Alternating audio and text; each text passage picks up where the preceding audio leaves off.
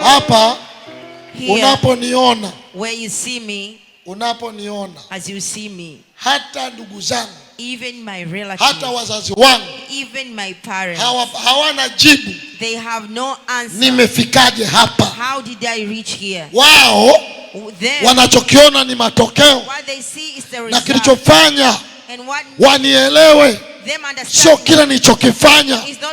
Wakati nakifanya hawakuelewa. While I was doing it, they did not understand it. Wakati naanza, when I was starting, Bwana ameniambia, the Lord told me, nijimalize. Finish yourself. Hakuna aliyenielewa. Nobody understood me. Lakini leo, but today, taifa zima linanielewa. The whole nation understands me. Leo, today, ukienda kwa waziri mkuu, if you go to a prime ukiuliza unamfahamu Bulldozer, and you ask him, do you know atasema anamfahamu. He'll say, I know him. Ukienda kwa rais wa nchi, if you go to the president, atasema anamfahamu, ni mtumishi wa Mungu. He'll say, I acknowledge the servant of God. Tumoja nikutana balozi mmoja. I met one ambassador.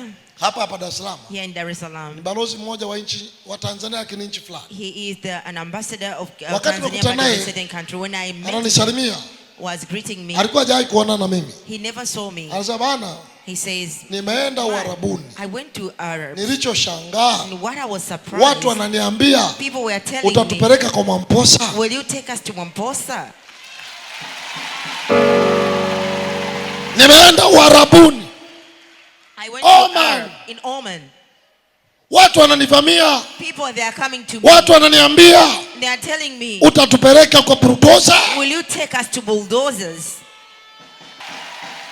Waarabu. The Arabs. Wewe usiponielewa utanielewa tu. If you don't understand me, you'll understand me one day. Sema amen.